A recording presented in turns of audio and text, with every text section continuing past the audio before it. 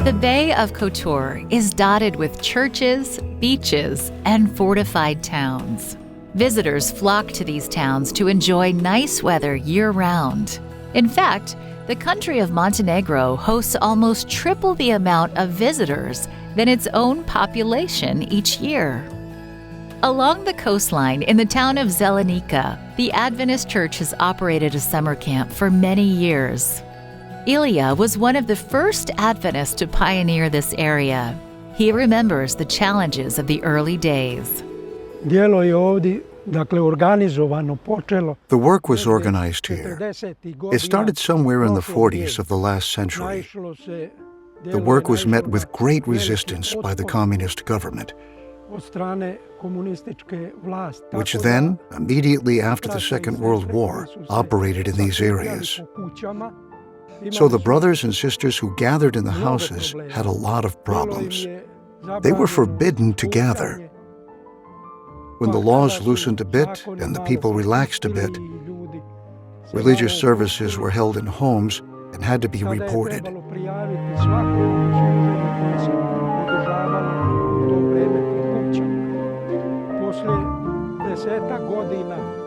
Eventually, the church bought this building here. After only one Friday night service, the property was confiscated and held by local authorities. Adventist leaders found another property where they started youth camps in the summer, a risky move at a time when it wasn't allowed. Danilo, who is now the local pastor in Zelenica, remembers attending the camps as a kid and the influence they had on his decision to live a life of ministry. On this field, like 28 years ago, started youth camps. There are a bunch of tents around, place for worship, singing, and studying Bible together. For a number of years, this was the place where youth camps held. Almost 35 years later, the church managed to regain ownership of their original property. So when communism was overthrown, it was a change of government here in Montenegro. And not long after that, we got back this building that was taken from us. The existing building on the property has been a venue where youth and children's summer camps and mission camps have been organized for decades. This is where many youth have given their hearts to Jesus and been baptized in the nearby sea. But the building, being almost 90 years old, is rapidly deteriorating.